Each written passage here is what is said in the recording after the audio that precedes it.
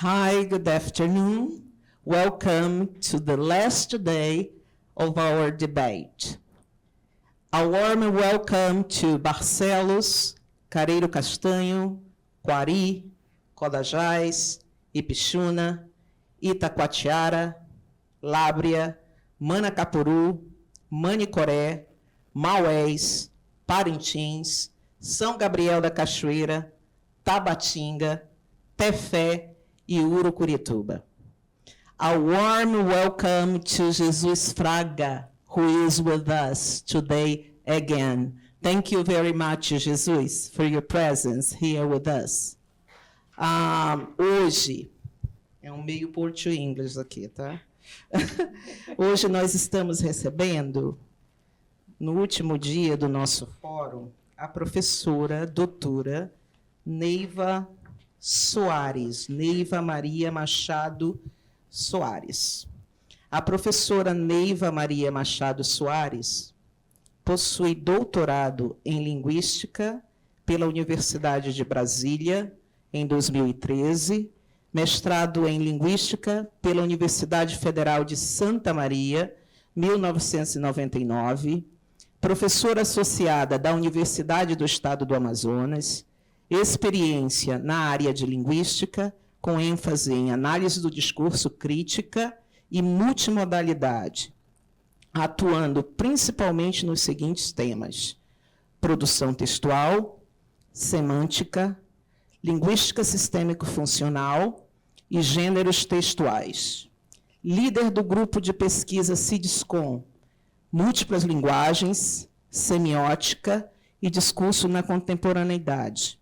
Professora do mestrado do Programa de Pós-Graduação Interdisciplinar em Ciências Humanas da UEA e exerceu a função de editora-chefe da revista Contracorrente UEA. Possui pós-doutorado na Universidade Federal de Santa Catarina, com a temática Envelhecimento e Etarismo nas Práticas Sociais do Público 50+. A professora Neiva nos brindará com sua experiência e conhecimento com a conferência Orquestração Multimodal e Análise Discursiva. Professora, muito obrigada pela sua presença, uma satisfação tê-la conosco. E vamos aproveitar. Nós vamos jogar rapidamente a vinheta, por 1 minuto somente, enquanto eu e a professora Elizabeth nos retiramos e deixamos vocês com a professora Neiva. Tá? Um abraço, gente.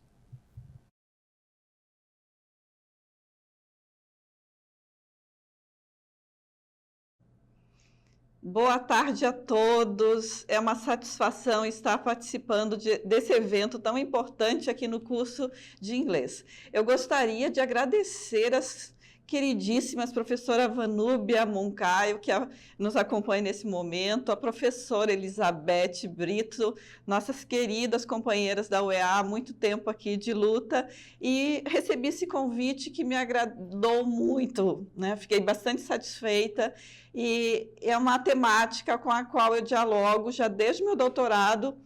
E um dia desses eu fiquei pensando, no final do mês, semana que vem, na outra, vai fazer 10 anos do meu doutorado. E foi há 10 anos que eu conheci a teoria da multimodalidade, né? E nesse meio tempo também, a gente teve um contato. Assim, nesse meio tempo também a gente teve um contato com a teoria da multimodalidade, e eu também, nesse meio tempo, descobri que a Vanúbia também estava tendo contato com a teoria da multimodalidade no doutorado dela. E quando a gente retornou, começamos a fazer algumas parcerias, e foi muito significativa essa abordagem que eu conheci com o meu doutorado, e a Vanúbia também teve contato com os idealizadores da teoria, né? Eu até trouxe aqui a gramática do design visual, e então ela teve um contato específico, né, com os idealizadores da teoria da multimodalidade, que é a temática que eu vou discutir hoje. E esse assunto se tornou muito caro para mim, né? E eu trabalho com ele nas minhas pesquisas. Então, hoje a gente vai falar um pouco a respeito da orquestração multimodal e discursiva, certo? Eu trouxe até um livro que eu organizei, agora estou na segunda edição dele, e também dentro da questão da multimodalidade. Então, vamos falar um pouquinho a respeito desse tema. A professora Elizabeth me propôs que fosse assim algo um diálogo, né? Porque a teoria, num dado momento, pode ser um pouco complexa. Ela tem uma origem na língua inglesa, como eu falei, né? Os idealizadores da gramática, né? Reading Images está aqui, né? Apresentando aqui, Gunter Kress e Tel Van Leeuwen. Essa gramática ela está toda em língua inglesa, certo? Num dado momento, aí tentamos fazer uma tradução, mas infelizmente ainda não temos essa teoria traduzida em língua portuguesa, mas temos vários artigos e livros, certo? Bom, então vamos lá, a questão da multimodalidade. O que nós temos dentro do nosso contexto que se aplique à multimodalidade?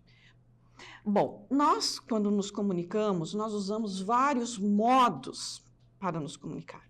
Então, você utiliza, por exemplo, o gesto, a linguagem corporal, a linguagem espacial, você utiliza as cores. Até eu estava comentando com a Vanúbia a respeito do slide de abertura do evento. Ele é muito colorido, ele tem uma configuração, uma diagramação, um layout, um design muito interessante, várias cores. Então, esses elementos, eles dialogam. Então, as cores são elementos multimodais muito importantes. Os diferentes formatos de letras. Quando nós falamos em multimodalidade, vem à mente muito a questão imagética. Mas essa questão imagética ela está também representada por meio do aspecto linguístico. Por exemplo, a questão do design, do layout dos textos. Quando a gente programa um livro, organiza um slide da apresentação, você tem a questão do design e do layout. Nós temos também a questão dos sons, do timbre. Quando você fala, você tem diferentes entonações que você utiliza. Isso é multimodalidade. O volume de uma música, a melodia, também é a questão dos modos semióticos. Então, a multimodalidade, ela se aplica aos diferentes modos semióticos que nós utilizamos para nos comunicar. Esses modos podem ser escritos ou visuais. Eu costumo dizer que nós temos o texto escrito e o texto visual. Um ser humano conversando ou interagindo, ele balança o corpo, ele gesticula, ele mexe os olhos, ele mexe a cabeça, assim como eu estou fazendo nesse momento. Então, eu estou utilizando aqui uma linguagem corporal, meio controlada sim, porque eu estou aqui no estúdio, então eu não posso ficar gesticulando, caminhando, até poderia, mas não muito, porque senão iria até causar uma confusão para vocês que estão aí nos assistindo. Então, um modo de comunicação é o modo visual, a linguagem corporal. Por exemplo, se você vai fazer uma entrevista de emprego, você chega lá meio abatido, a cabeça abaixada, você vai passar uma leitura para o teu entrevistador, vai dizer que você está meio deprimido, que você não está, de fato, consciente daquilo que você quer apresentar naquela entrevista. Então, a linguagem corporal é um modo semiótico. As cores, por exemplo, eu trouxe aqui o livro Psicologia das Cores, da Eva Heller. Ele é muito interessante, esse livro, para você trabalhar a questão das cores. Às vezes, as pessoas pensam, por exemplo, existe um tom de verde. Entre os indígenas, existe, no mínimo, eles conseguem captar, no mínimo, 50 tons de verde, por conta de viver num ambiente bastante de floresta e tudo mais, pelo menos no início, né? Era dessa forma. Então, entre os indígenas existe no mínimo 50 tons de verde, assim como, por exemplo, entre os esquimós existem centenas de tons de branco. Nós pensamos às vezes que o branco é o branco, mas se você for pintar a sua casa, por exemplo, você sabe que tem o branco gelo, branco neve, branco muito branco matizado, enfim, eu não vou discriminar aqui porque existem inúmeras tonalidades. Assim como verde, amarelo, azul, todas as tonalidades, elas são, por exemplo, uma das cores que são mais utilizadas, né? A cor mais utilizada é a cor azul. Ela é a cor aceita por homens e mulheres, é uma cor dos negócios, é a cor da rainha, é a cor da Nossa Senhora, é a cor do céu. Então, é uma das cores mais privilegiadas em todos os contextos. Sempre o azul é uma cor muito bem-vinda. É um modo semiótico. Então, nós temos diferentes modos semióticos que nós utilizamos na comunicação e que às vezes nem nos damos conta. Por exemplo, um dia você levanta mais animado, você pode colocar uma cor mais colorida, porque aquele dia você está bastante animado. Por exemplo, diferentes culturas, na Índia, as mulheres casam de vermelho. Na nossa cultura, as mulheres casam de branco. Por exemplo, tem culturas que as crianças saem do berçário com roupa vermelha, porque a roupa vermelha ela traz aí, né, essa questão da saúde, da força, né, que imagina-se que ela possa transmitir. É um modo semiótico bastante importante, tá? Próximo slide, então. Podemos pensar na ótica visual da seguinte maneira: o que é expresso na linguagem através de diferentes classes de palavras e estruturas semânticas na comunicação visual é expresso pela escolha de diferentes usos de cores e estruturas composicionais. Isso foi extraído da gramática que eu citei aqui, tá? Então, o que os autores sinalizam? Que assim como você comunica por meio de um modo, por meio de uma linguagem corporal, por meio de uma escolha de uma cor, você também pode, na nossa gramática tradicional, por meio de uma frase. A Maria chegou cansada, mas eu poderia olhar para a Maria e perceber que a Maria está cansada. Também passaria uma mensagem via linguagem corporal. Ou então, Maria está deprimida, Maria está meio curvada, com uma roupa mais assim, meio abatida. Então, assim como eu passo uma mensagem via o texto escrito no meu WhatsApp, eu também posso passar uma mensagem visualmente. Agora eu lembrei do WhatsApp, vou dar um outro exemplo. Às vezes eu fico assim com os meus alunos. Hoje em dia já não mais, mas tudo bem com você? Joinha. Gente, eu quero uma resposta. Tudo bem, professora? Entendeu? Então, hoje em dia eles não respondem mais nem assim. Não sei se vocês já perceberam, né? Que as pessoas leem as mensagens e nem respondem assim. Então, aquilo que era utilizado, por exemplo, a escrita, hoje a pessoa manda um joinha, manda um coraçãozinho, clica em cima da própria mensagem, manda aquele símbolozinho assim. Ou seja, é um modo semiótico que foi substituída a escrita por um modo semiótico, um emoji. Certo? Enfim, então nós temos diferentes formatos, diferentes formas para nos comunicarmos, e nesse contexto da linguagem cada vez mais tecnológica, nesse mundo cada vez mais multissemiótico, nós estamos empregando cada vez mais recursos visuais não escritos, porque o escrito também é visual. Então, as teorias de base, como eu já mencionei aqui, a gramática do design visual, ela é a nossa teoria de base. Os arranjos visuais reproduzem disposições da realidade vinculadas aos interesses das instituições sociais, que as imagens que são produzidas, circuladas e lidas.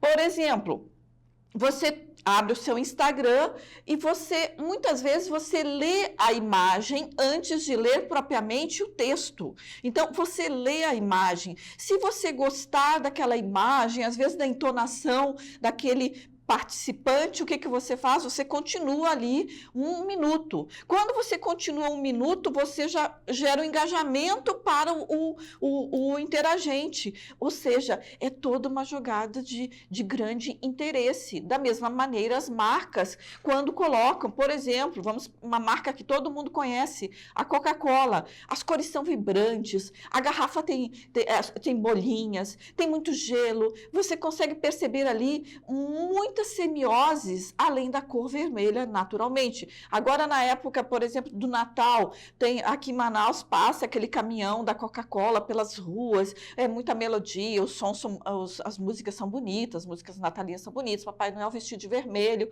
Vocês sabiam que o primeiro Papai Noel que foi criado, esse Papai Noel vermelho, foi criado pela Coca-Cola? Então, às vezes a gente imagina que o Papai Noel vermelho foi alguém, algo divino. Não, quem criou foi a Coca-Cola. Então, esse papel, né, representativo aí do vermelho, o Papai Noel é da Coca-Cola. Então, novamente, aí uma semiose, um modo semiótico que comunica, né? As pessoas que moram no interior, que gostam muito do caprichoso e do garantido, por exemplo. Então, o azul e o vermelho são elementos representativos muito fortes dessa cultura. Tanto que a Coca-Cola, quando vai para o festival, ela se torna uma Coca-Cola com embalagem azul. Então, não é despropositadamente que ela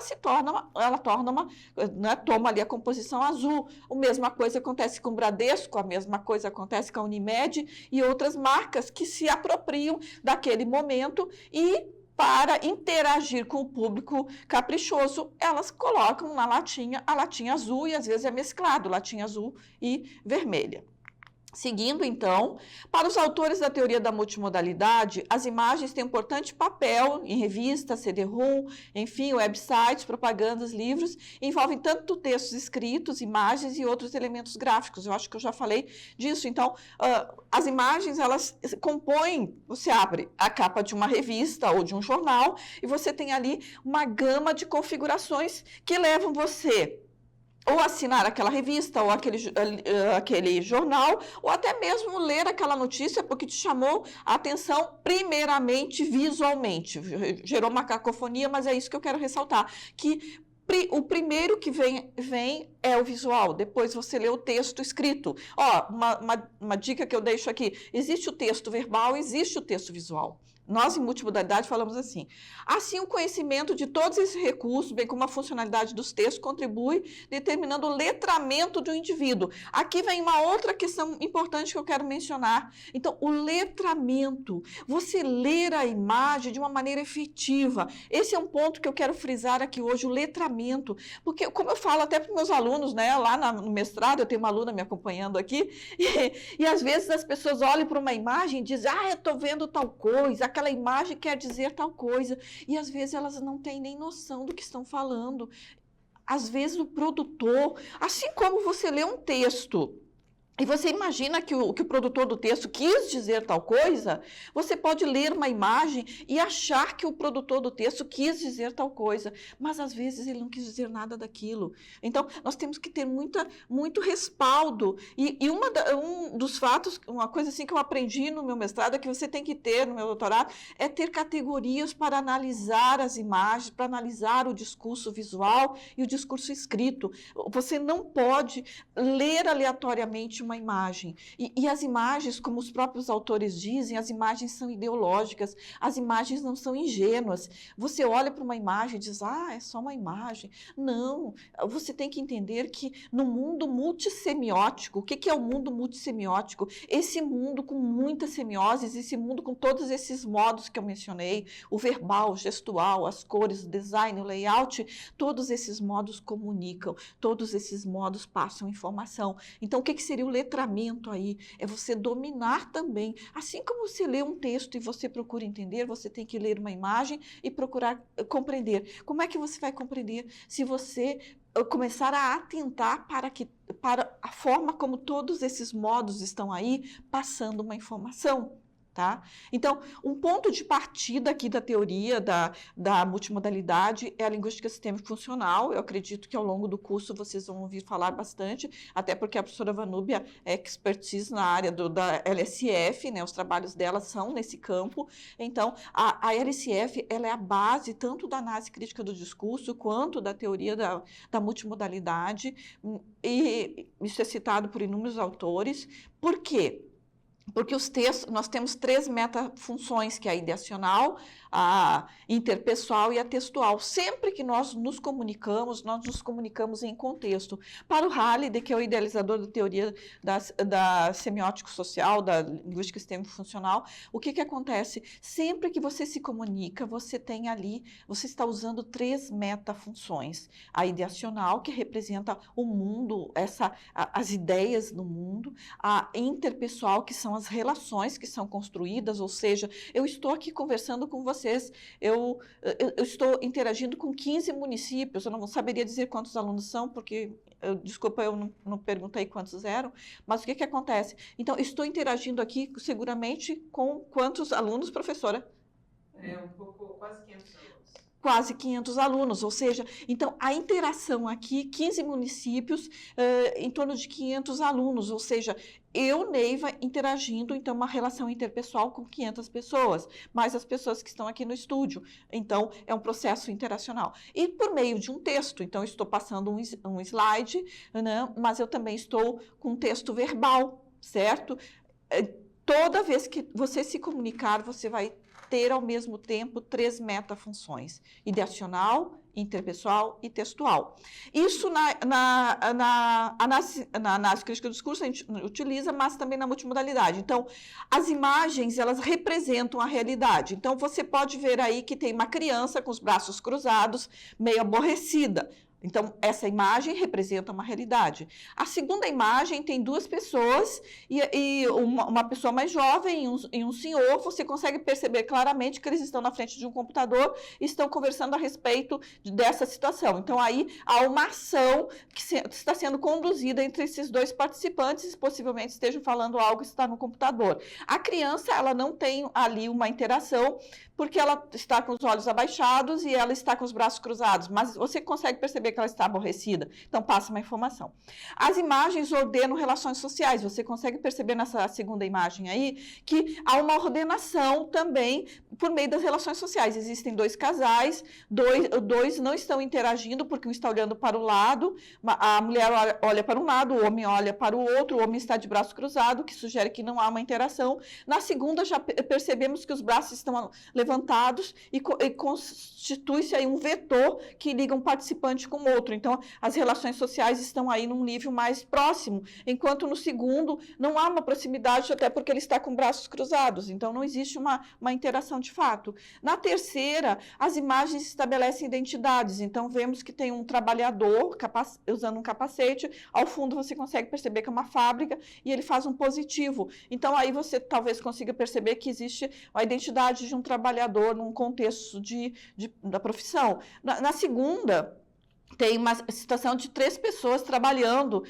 com um computador. Então, também as imagens, elas constroem identidades, identidade do trabalhador, identidade... Se você colocasse ali um professor, uma mesa, um quadro, você já conseguiria... Olharia assim e diria, é um professor. Você numa situação, um jogador de futebol, você consegue... Então, as imagens, recapitulando, elas representam a realidade.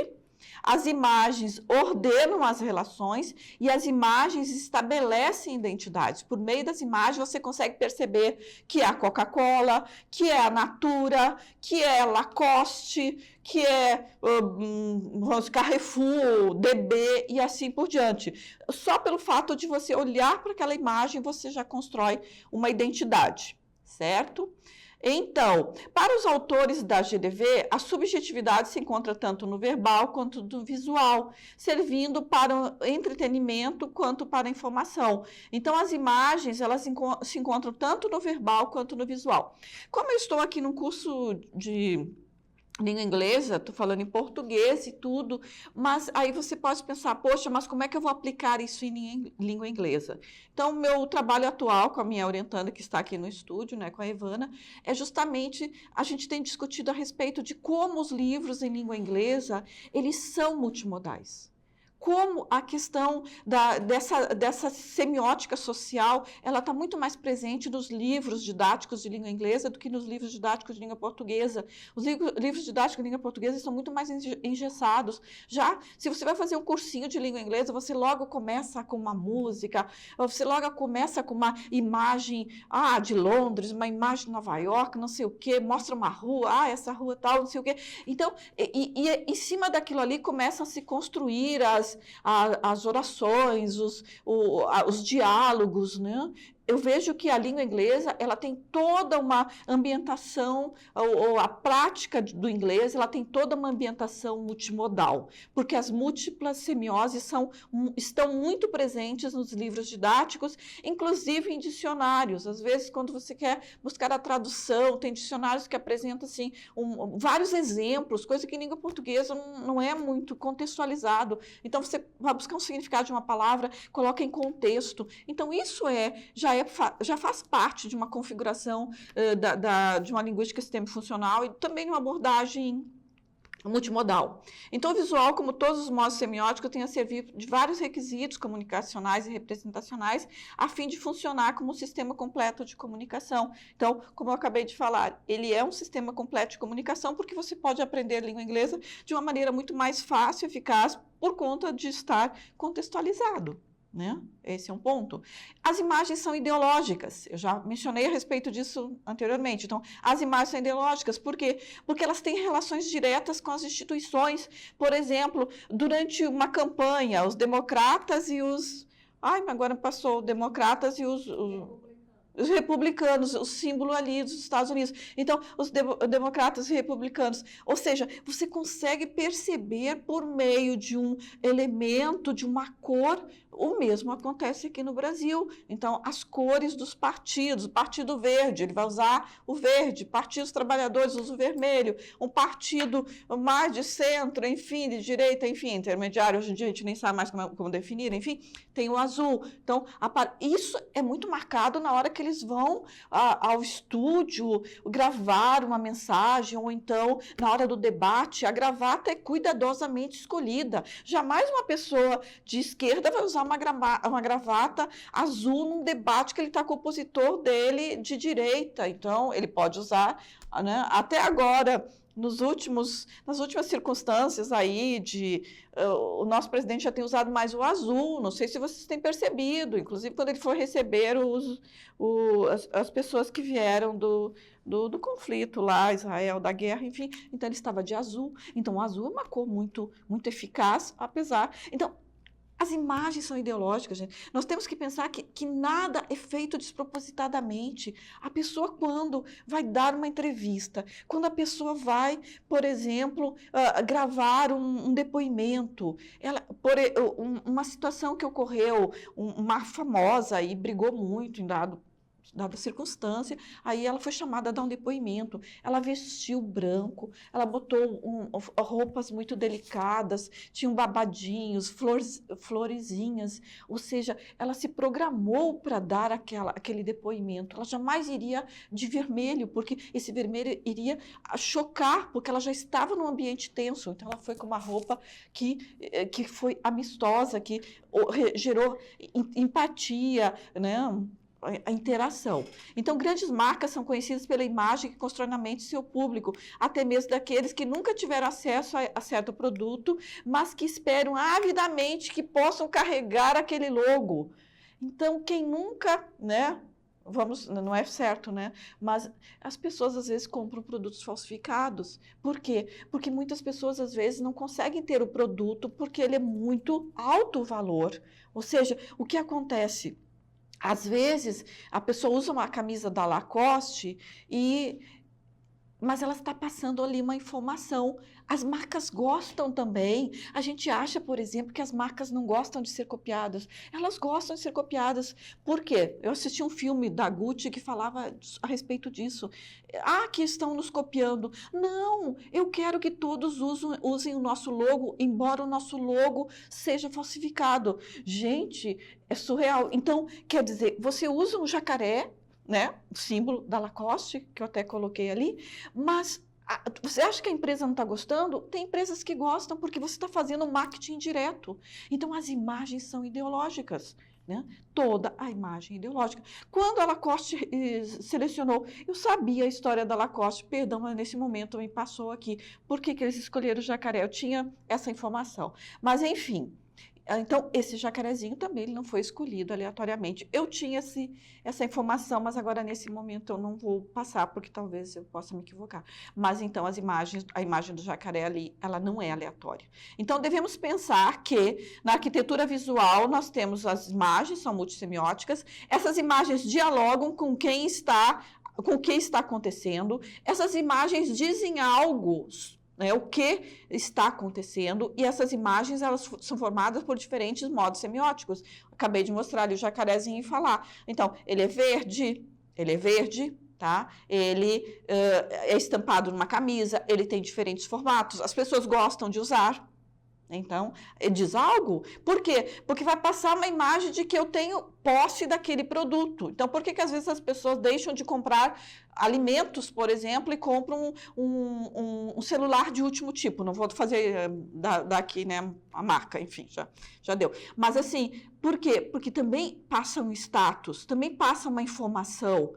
Então, as imagens dialogam. As pessoas gostam de ter lá um símbolozinho X, que eu não vou mencionar, porque aquilo ali passa uma informação. As imagens são dialógicas. As imagens passam informação. Então, na gramática sistêmico-funcional, nós temos a metafunção ideacional, a metafunção interpessoal e a metafunção textual. Então, uma imagem, segundo a gramática do design visual, que está aí no lado direito, uma imagem representa. Uma imagem pode ter uma estrutura narrativa. Uma imagem pode ser um conceito também. Então, quando que uma imagem é uma estrutura narrativa? Quando ela conta uma história. Por exemplo, uma novela, por exemplo, um filme, por exemplo, um seriado que você gosta, ela tem ali uma estrutura narrativa. Uma imagem pode ser conceitual, por exemplo, uma imagem conceitual, um coração, Dia das Mães, coração, Dia dos Namorados, é uma imagem conceitual. Uma mulher com coração, fazendo um coraçãozinho, é uma imagem conceitual. Ela está estática ali, ou então o símbolo da Coca-Cola, McDonald's e tantos outros.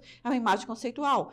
A imagem pode ser interativa, como eu já falei. Falei que eu estou aqui interagindo com vocês, eu, Neiva, com 500 pessoas. Então, eu estou construindo aqui uma imagem, mostrando imagem, então eu estou interagindo.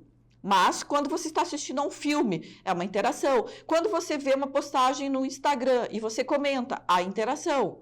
A imagem, ela também é composicional. O que está acima, abaixo, ao centro, à esquerda, à direita, certo? Então, a imagem, ela tem composição. Por exemplo, quando a gente vai elaborar um slide, nós mensuramos tudo para não ficar distorcido. Nós pensamos no design do slide. Quando você vai apresentar um trabalho, vocês queiram apresentar, possivelmente, trabalhos online, é importante que as letras estejam grandes. Eu tentei selecionar uma letra o maior possível, mas de acordo com a concepção que eu tinha, então, de acordo com o layout que eu tinha. Mas é importante a seleção, 20 mais no tamanho da fonte. Então, as imagens, na metafunção representacional, você tem, por meio dessa metafunção, você tem dois tipos de participantes, é o participante interativo e o representado. Então, nesse momento, Neiva aqui, é o participante interativo, eu estou interagindo, mas vocês também são participantes interativos, tá? Ao final, eu quero que vocês façam algumas perguntas, então, nós estaremos aí numa situação de participantes interativos. As imagens também são narrativas, as imagens constroem narrativas, você pega um livro, um álbum fotográfico de quando você era criança, do álbum fotográfico do seu filho, tem ali uma narrativa. O primeiro mês, o segundo mês, o terceiro mês, quinto mês, quando fez primeira comunhão, quando fez 15 anos e assim sucessivamente. Então, você consegue, por meio das imagens, construir uma narrativa. Tem um texto escrito embaixo, muitas vezes, e aí você consegue construir uma narrativa. As imagens são interativas. Então, nesse momento, eu estou falando aqui com vocês pela câmera 3, estou olhando para essa câmera 3, crendo que tem várias pessoas me assistindo. Então, existe um contato pela demanda. Então, eu estou demandando de vocês que vocês estejam interagindo e entendendo a professora Neiva que está aqui desse lado, tá? Então, eu estou de frente, então, no nível da demanda. A minha distância aqui é uma distância social, porque vocês não estão conseguindo ver os meus pés, né? Não estão conseguindo ver que eu estou de tênis, mas vocês também não estão vendo a minha cintura. Então, a nossa distância aqui é uma distância social. Uma distância íntima, se fizesse um close no meu rosto, seria uma distância íntima. Se eu ficasse em pé e vocês conseguissem ver o que eu estou calçando, seria uma distância, né, social e impessoal. A atitude, o ângulo, nós estamos em um ângulo frontal, mas de repente eu poderia ser filmada de baixo para cima. Quando eu sou filmada de baixo para cima, quando você quer tirar uma foto, alguém tira uma foto sua, você diz, se abaixe porque eu quero que apareça lá atrás. Então, é um ângulo alto. Por exemplo, político adora tirar fotos em ângulo alto. Passa uma informação, passa uma interação. O valor composicional, então, quando está à direita, quando está à esquerda, quando está acima, abaixo e no centro. Cada uma dessas disposições imagéticas, já vou mostrar para vocês, passa uma informação. Então, por exemplo, aí já finalizando a parte da teoria, indo para as análises. O desconhecimento das teorias relativas ao campo imagético pode levar à não compreensão da complexidade do texto, porque muitas vezes as informações mais importantes, Enem, por exemplo, são passadas, Enem e os exames de avaliação de cursos. A maioria das informações estão dispostas em gráficos, tabelas, mapas, tirinhas, memes. boa parte das informações estão nesses quadros multissemióticos que muitas vezes as pessoas não têm tanta atenção, certo? Então, no contexto de ensino também, diferentes linguagens, o multiletramento contribuirá seguramente para a produção de sentido por meio de múltiplos modos de representação de texto. Lembra lá no primeiro slide? Então, todos aqueles modos, o falado, o escrito, o gestual, o design, o layout, o tamanho da fonte, as cores, passam informação. Gente, tenho 4 minutos. Então, por exemplo, balões, cores, letras, formas em quadrinhos, bastante colorido. Você consegue perceber aí que todas essas imagens, esses balões, o movimento que tem imagético conduz informação. Tem bastante aí a cor vermelha. Então, a cor vermelha, ela passa bastante informação, certo? Então, por meio do significado representacional, eu já vou para a imagem para mostrar. Então, nessa imagem, as imagens dizem algo do mundo. Então, nessa imagem aí, você consegue perceber que você tem 2 participantes, 2 moças, mais ou menos da mesma idade, e as 2 estão em um processo interativo. Você consegue perceber que tem um vetor. O que é esse vetor? O vetor aí pode ser tanto no olhar, que as 2 estão de frente, uma olhando para a outra, mas também para a mão que segura um celular e uma mão que segura a face. Aí há uma representação, né? Nós temos essas 2 pessoas representadas, podemos pensar que aí não há um conceito, aí é uma narrativa. Por que uma narrativa? Porque as 2 estão em interação, tem o movimento do olhar, o movimento da boca e o movimento das mãos. Então, temos aí uma atividade que está sendo construída pelas participantes. Então, aí nós temos um processo representacional e uma narrativa por meio desse movimento que a imagem sugere. Bom, no significado composicional, você tem a composição da imagem. A imagem que está à esquerda, direita, acima, abaixo e no centro. Por exemplo, numa igreja, sempre tem uma imagem no centro. Aquela imagem no centro é sempre aquela que você entra na igreja e vê, é a mais importante. Então, a central é a mais importante. Nesse caso aí, a disposição imagética. Temos um homem e esse homem está abraçado num carro de luxo. Eu não consigo ver qual carro é, mas seguramente pela disposição da lanterna ali, do design, o design é importante, ele está muito apaixonado pelo carro. Ele não olha para o interlocutor, mas a mão dele vem num primeiro plano e ele abraça aquele carro como se fosse a namorada dele, certo? Então, nós temos aí o corpo do participante como dado conhecido, né? Então, tem o dado que fica à esquerda e o novo que fica à direita. Então, o que fica à direita aí é o carro. O carro é o elemento mais importante. No plano ideal, a mão do participante na lanterna do carro conduzindo como se fosse um abraço. O que é mais saliente? Nós temos aí a cor vermelha e a mão do participante. Conseguimos perceber por meio dessa imagem que há uma conexão entre os participantes, humano e não humano, mas esse não humano cria quase uma visão de que é humano. Ele está tão apaixonado pelo carro que ele está feliz, sorridente, aquela mão assim, segurando, abraçando. O participante humano e não humano estão numa interação, aí tem o vermelho e o azul, esse vermelho e o azul meio que são complementares. O vermelho é a cor do poder, um carro desse nível, na cor vermelha, é um carro exibicionista, vamos falar, né, a cor do poder. Não há uma moldura e a moça está lá atrás sorrindo, possivelmente a vendedora, ela foi desfocada na informação porque ela não é relevante. Quem são os participantes relevantes? O carro e o nosso rapaz. Então, no significado interativo, agora vamos falar da interação na imagem. Então, nessa interação, é uma capa da revista Isto É, temos aí a nossa ministra, né, Simone Tebet, né? Simone Tebet, não sei se eu falei certo. Bom, Simone Tebet. Então, ela está olhando para você, tá? Então, no momento que ela olha, há uma demanda, ela está olhando e tentando estabelecer um diálogo.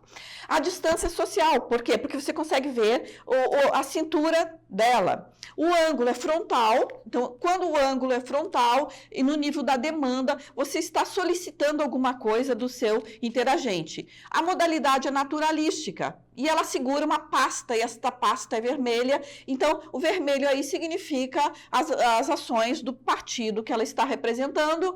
Há um diálogo entre a pasta e o isto é da própria revista, tá? Então, esse é um ponto. Então, as imagens, já finalizando, terminou meu tempo, a multimodalidade ela está presente em todos os espaços, Eu coloquei aqui algumas, mas é importante nós pensarmos que a multimodalidade perfaz a composição discursiva, verbal e visual. Todos os textos são multimodais de alguma forma. Todos os textos são multimodais de alguma forma. Isso é a mensagem que eu quero dizer. Não existe modalidade só visual. Todos os textos são multimodais de alguma forma, porque você usa, né, aí o aspecto interativo. Não somente as imagens são multimodais, o entendimento das imagens associado ao verbal sinaliza graus de letramento ou multiletramento que o interlocutor precisa ter para realizar as análises de forma mais produtiva. Eu corri um pouco aqui no final, peço desculpas, mas é que é um assunto assim muito profícuo, muito produtivo e que, de fato, as cores também, eu não vou falar porque eu já mencionei a respeito das cores.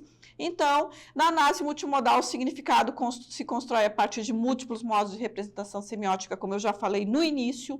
Esse olhar para as teorias do campo imagético e a discussão em torno da importância do diálogo, dos diferentes modos de orquestração multimodal, como diz Kress em 2003.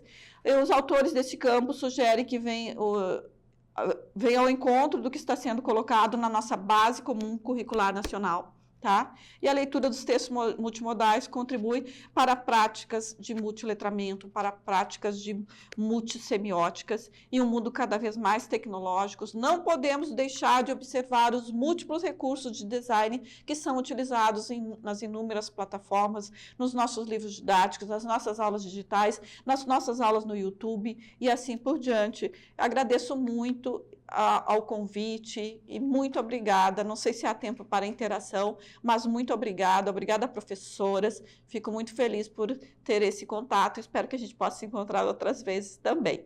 Abraços a todos. Bom final de semana.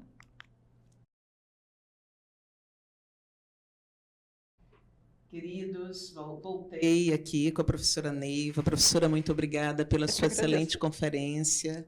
É sempre uma satisfação essa troca com a minha querida colega de trabalho, desde a fundação da UEA. É um prazer, uma satisfação. Pioneiras aqui, né?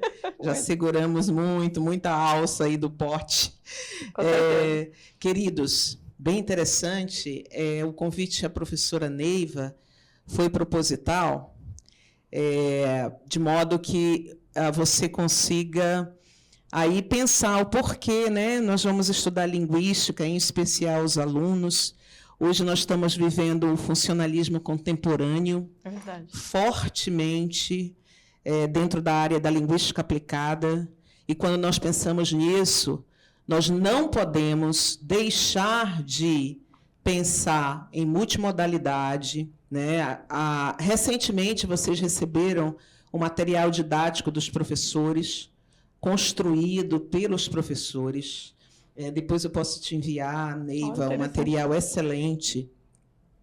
E o que não faltou ali foram imagens, foram textos imagéticos, né? Então, a imagem, ela significa, as cores significam, né? O posicionamento das imagens significam. Eu também sou uma estudiosa dessa teoria, e eu quero dizer para vocês que a LSF, que é a Linguística Sistêmico-Funcional, ela está no 7º período do curso de Letras Língua Inglesa. Por quê? Porque ela faz um desdobramento para vários estudos dentro da área de língua inglesa. É um presente para o professor de inglês esse estudo, né? Eu estou falando para o professor de inglês porque eu sou professora de inglês de carreira, né, Neiva? Sim, sim. A Neiva é de língua portuguesa, mas aí, para você ter uma ideia da força da teoria, que nós acabamos nos encontrando também de forma teórico-metodológica, né? Sim, sim.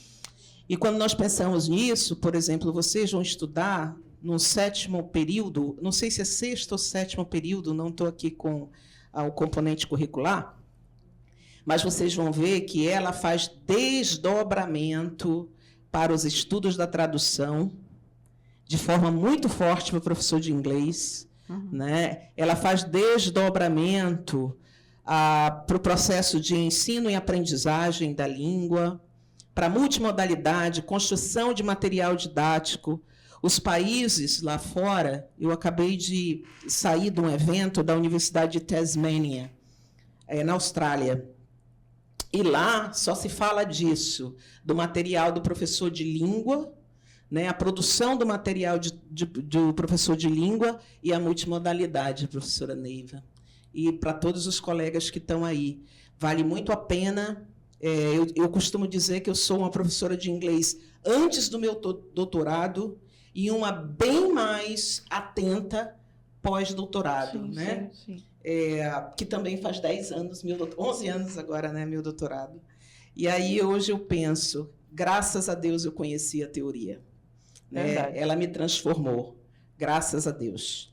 E aí, agora, aproveitando a oportunidade da professora Neiva aqui conosco, que é do nosso NDE também, Núcleo Docente Estruturante, ela pensa o curso junto conosco, dada a sua profundidade nas temáticas, né, de LSF. Eu gostaria que a plateia, se tiver questionamentos, por favor, se manifestem. Nós vamos colocar no chat, atendendo aí a sugestão da professora Daniela Branquinho, que sugeriu ontem, que seria interessante a gente vir para o chat, porque nós estávamos tendo muita interferência. Então, a primeira pergunta é de Itacoatiara, dos nossos colegas de Itacoatiara, que diz assim: boa tarde, professora Neiva. Poderia falar um pouco mais sobre a relação entre os conceitos de multimodalidade e multiletramentos? Que legal, né, Neiva? Muito boa pergunta. Não sei quem foi que fez, de Itacoatiara, né? Muito boa pergunta. Tem toda a relação, né? Toda a relação. Sempre que você estiver falando de multiletramento, você está falando dos múltiplos modos que você precisa dispor para fazer uma análise, para fazer uma leitura, certo? Então, o multiletramento, ele envolve que você seja proficiente em multimodalidade, que você saiba, por exemplo, quando eu coloquei ali os participantes em interação, eu tenho categorias para analisar um participante em interação. Se ele está olhando, eu estou olhando aqui para a Vanúbia, então é uma situação de interação. Aí eu volto e olho para a câmera, eu estou no nível de demanda. Então, cada uma dessas situações passa um significado, tá? Então, o que eu quero dizer é que, para você ser multiletrado, você precisa dominar a leitura via multimodalidade. Você precisa entender que as imagens não são ingênuas, que as imagens, elas constroem narrativas. No momento que você consegue entender como aquelas narrativas estão sendo construídas via imagem e via texto escrito, você está se tornando multiletrado, tá? Então, o multiletramento é justamente você dominar essas leituras visuais para que você seja, além de letrado, multiletrado. Então, o letramento, na perspectiva de Magda Soares, o letramento é você saber ler, interpretar e utilizar, empregar, se comunicar. Esse é o letramento. Só que nós, no mundo tecnológico, né, Vanúbia, a gente não tem mais apenas o texto físico. Nós temos o texto digital, e esse texto, ele é permeado de várias informações. Então, o que é o multiletramento? Eu ter habilidades para eu entender o que está sendo repassado naquele texto. Como é que eu vou entender? Via categorias da multimodalidade. Então, eu só vou conseguir compreender a complexidade de um texto no Instagram, no Face, no YouTube, não sei, num livro didático, no momento que eu souber que existem diferentes elementos que eu preciso dar conta e que esses elementos significam, que a cor significa, que o design significa, que a mulher na frente e o homem atrás é uma informação, o homem mais alto, a mulher mais baixa, a mulher mais alta, o homem mais baixo, o homem de braço assim. Se uma palavra no dicionário tem significado, as imagens e as palavras juntas têm muito mais significado. Isso é um conceito de multiletramento. Muito legal, professora. Bacana a teoria. Dá vontade de ficar a tarde inteira aqui, né? Ela se desdobra. É verdade. A segunda pergunta vem de Manacapuru. Boa tarde, professora Neiva. Como a multimodalidade nos ajuda a estudar uma nova língua, uma vez que ela está presente nos livros didáticos? A turma de Manacapuru. Eu acho que aí entra a LSF, né? Aquilo que a gente já falou, né? A questão do contexto. Então, novamente, voltamos para o Halliday. Depois vocês podem olhar os slides novamente. Então, a linguagem, na perspectiva da LSF, ela é multifuncional. Multifuncional por quê? Porque ela funciona em contexto. Então, toda vez que você se comunica, você tem ali uma mensagem que está sendo passada, você tem participantes que estão interagindo e você tem um contexto, você tem um texto que está sendo construído. Então, por exemplo, num livro didático de língua inglesa, quer falar sobre um bairro, não sei, Central Park. Aí tem ali as ruas próximas, o café, aí coloca a foto do local, aí tem lá a rua próxima, a melhor estação para ir é outono, porque outono não sei o quê. Então tem toda uma descrição. Então você vê ali, daí tem o filme, né? Aquele filme maravilhoso, Outono em Nova York. Só de você ver a cena, perdão, gente, assim, mas é meu sonho de consumo. Outono em Nova York. Por quê? Por conta do filme. Então, a multimodalidade do filme. Não precisava nem falar nada, só o casal enamorado passeando no Central Park no outono, aquelas folhas caindo. Gente, então, o que é? Por exemplo, como é que eu vou aprender uma nova língua? Então, por exemplo, você está aprendendo sobre o inglês americano, aí lá tem a cena do filme, se passa no outono, vem todo um contexto. Como aprender? Aí você vai assistir ao filme, né, Vanúbia? Aí já vai assistir em inglês. Uma coisa puxa a outra. Tem aquele filme da Julia Roberts, né? Maravilhoso. Então, é que se passa... Notting Hill. Então, as músicas também, né? Tem músicas assim maravilhosas. Estou resgatando agora músicas do ABBA, maravilhosas para aprender. Gente, assim, eu estou na fase 50 mais, tá, pessoal? Amanhã eu estou lançando um projeto 50 mais modernos. Estou fazendo até um comercial aqui. Então, quer dizer, as imagens comunicam, né? As imagens comunicam. E constroem práticas de multiletramento. As imagens são multissemióticas. Muito obrigada. Falar um pouco sobre a importância da inclusão da imagem no que? A inclusão da imagem nos... Nós temos aqui uma pergunta do Jesus. Olha que interessante. Então, boa tarde. Você entendeu, Neiva? Pode finalizar ali.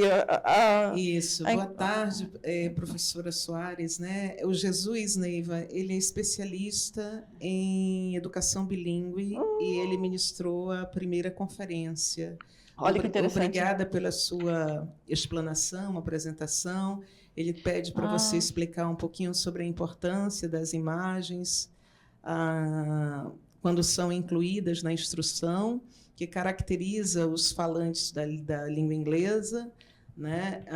Os trabalhadores. Certo. From the entire English-speaking world, né? Em relação ao mundo global, incluindo imagens, né, dos falantes de inglês, que são de vários grupos raciais, né, econômicos. Na verdade, aí ele está pedindo para você falar das imagens, no geral, a importância delas, né? Em relação a incluí-las em todo esse contexto, né? Contextos diversos, de grupos raciais, de formação econômica, etc. Bom, eu não sei se você está fazendo uma crítica ou não, tá? Mas, enfim, o que eu não sei se você, no momento que você toma esses livros, se você consegue perceber se há uma exclusão ou não. Eu, de minha parte, assim, eu não tenho tido assim, muito acesso aos livros atualmente, já tive. Mas me parecia que havia uma igualdade, sabe? Sempre tínhamos muitos participantes de diferentes nacionalidades e tudo. Em termos assim de nacionalidades, muitos estudantes de inglês. Você está entendendo aí? Sim, ele diz que, por vezes, né, muitos alunos entram, né, numa sala de aula de língua inglesa, assumindo, né, com a ideia de que o inglês é somente uma língua dos Estados Unidos, né, e do Reino Unido, é falado por ricos, falado por indivíduos brancos, etc. Então, é bem interessante essa pergunta, né, Neiva, que fala sobre essa questão de se incluir em imagem, né, e tentar retratar esse universo todo, né, todas as culturas. Todas as comunidades. Não vi crítica aí, eu vi realmente essa ideia da toda a pegada, né? Sim. Não simplesmente, por exemplo, a gente com língua inglesa, a gente sempre defende que é bem interessante a gente utilizar imagens que contextualize, né, a nossa cultura, o nosso contexto de situação, nosso contexto de cultura. Mas aí a pergunta dele é interessante, que vai justamente ao encontro disso, né? Sim. Porque, às vezes, o aluno que estuda inglês ele tem a ideia de que o inglês é só para... Não, eu vou estudar inglês é só para rico, vai falar só das pessoas, né? Aquela coisa elitizada. Sim. Né? Eu acho que é nesse sentido mesmo. Hoje também o inglês é uma língua global, né? Então, serve para os negócios, serve para as atividades, serve para o trabalho, serve para uma pós-graduação, serve para tudo. Então, eu acho que ela está bem mais inclusiva, né? Bem mais inclusiva nesse aspecto de que você precisa do inglês para diferentes...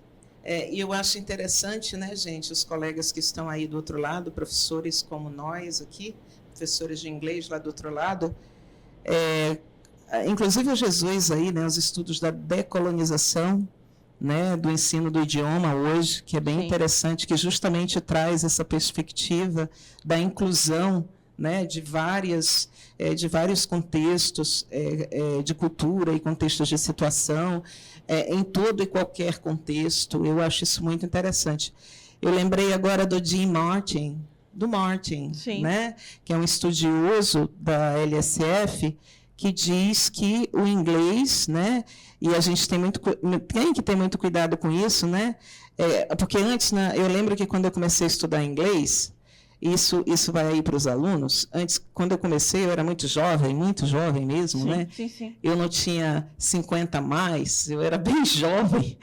E se dizia assim, e aí, você estuda inglês americano ou você estuda inglês britânico, né? Sim. Essa era uma pergunta bem interessante.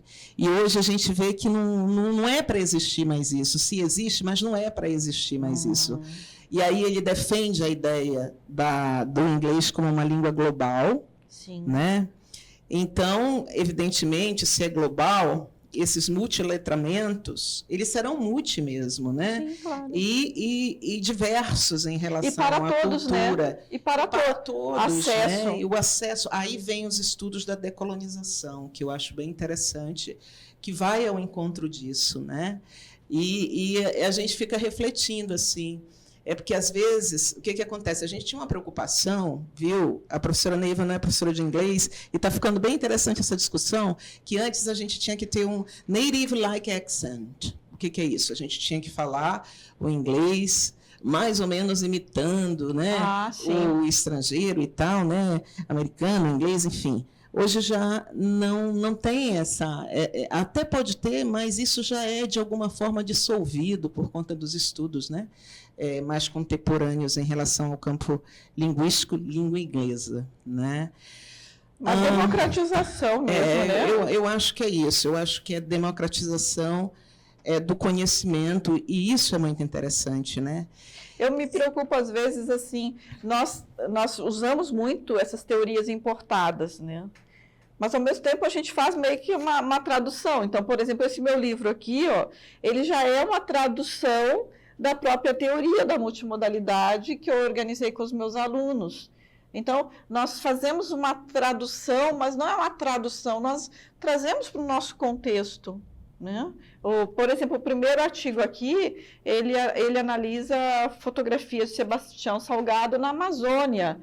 Ou seja, nós trazemos também uma visão, não é assim se apropriar da teoria e dizer que lá tudo é perfeito. Esse é um outro ponto em relação à língua inglesa ou os materiais em outras línguas, é que você pega aquela teoria e aquilo ali é uma verdade inabalável. Não. Nós podemos também construir a partir desse olhar, claro que sempre citando a teoria de base, como eu fiz aqui hoje, mas nós podemos também ter o nosso discurso, né? A nossa produção a partir desse olhar brasileiro, porque nós estamos no Brasil e falando como brasileiros. Sim. Eu acho que é um pouco isso que passa a língua inglesa também, né? Qual é a finalidade, né, do ensino? Vocês que estão aí em 15 municípios, então, quer dizer, qual a finalidade, qual é o propósito de cada um? Então, é possível, sim. Sim. Neiva, a gente tem uma pergunta aqui de Tabatinga bem interessante. Professora, eu estou ruim de qual aqui. De qual maneira posso utilizar utilizar o tema das cores como vertente de futuras pesquisas científicas na nossa área de letras? Primeira coisa, Antônio, recomendo a compra desse livro, né? Eu até acredito que esse livro tenha disponível em PDF na internet, mas compre o livro, ele é visualmente tão interessante, né? Ele tem aqui as cores e vai fazendo uma apresentação, tem toda uma configuração.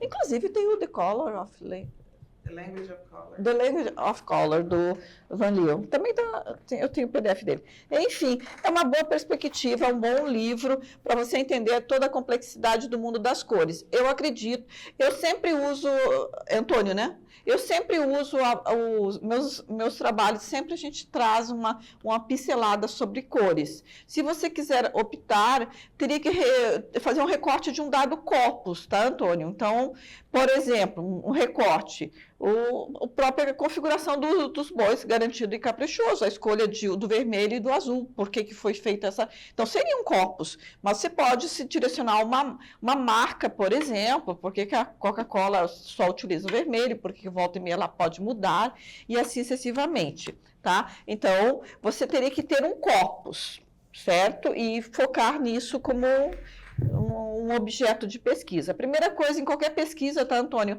é a delimitação, tá? E aí, tomar como... Tem mais um aqui? Não é uma pergunta, é um comentário do Jesus bem interessante, que ele diz assim, isso tudo, né, que às vezes as coisas parecem estar muito para o inglês, né, e que não é isso, que é a mesma coisa, ele faz uma analogia aqui, é a mesma coisa de se pensar que os americanos, quando pensam no Brasil, eles só pensam no Rio de Janeiro, né, então todo mundo dança samba, né, não deu para ler o restante, dança samba, ou gosta de ir para... É aquele recorte, né? Ontem eu falava com meus alunos da noite, né? Até a minha aluna está aqui, ela estava lá. Então, o que acontece? Tem uma metáfora do futebol. Todo brasileiro gosta de futebol. Brasil é samba. Então, existem metáforas que são construídas visualmente e discursivamente sobre o nosso país e assim se constrói sobre outras nações. Então, eu fui apresentar um trabalho sobre memes da Rainha Elizabeth considerando o etarismo. E eu critiquei o fato de fazerem memes dela. Uma senhora, ela veio a falecer depois, 2 meses depois, e eu critiquei no evento o fato de fazerem memes dela. Por exemplo, dizer que a Rainha Elizabeth estava na Santa Ceia, que a Rainha Elizabeth estava no Big Bang, e etc., só porque ela tinha a idade que tinha. Então, eu criticava, eu dizia que os memes da Rainha Elizabeth eram etaristas. Por que etaristas? Porque tinha ali uma relação de preconceito em relação à idade. Então, o que acontece? As pessoas acham, às vezes, que podem fazer dados recortes do mundo e colocar ali como verdades. E, às vezes, essas verdades não são tão verdades assim. Nem todo brasileiro é samba, nem todo brasileiro gosta de futebol, assim como a Rainha Elizabeth merecia ser respeitada por ser uma pessoa de quase 100 anos.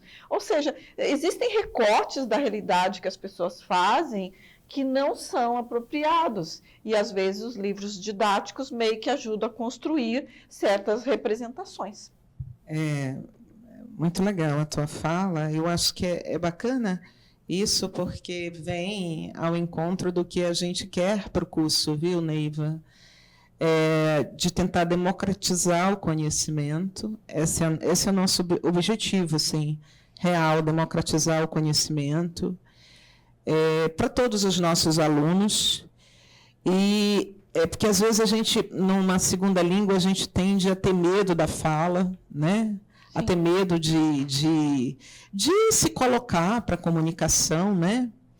E isso, às vezes, é justamente por conta de todas essas situações que a gente discutiu, né? Às vezes, essas tendências assim, de se achar que tudo ainda é mono, pertence a uma determinada língua, mas hoje a gente vive a era da democratização do conhecimento, e quando a gente pensa na LSF, eu acho que ela vem ao encontro de toda essa democratização, porque ela é boa para o professor, para os alunos que querem se aperfeiçoar nos estudos da tradução, para quem quer se aperfeiçoar na análise do discurso crítica, para quem quer se aperfeiçoar no processo de ensino-aprendizagem.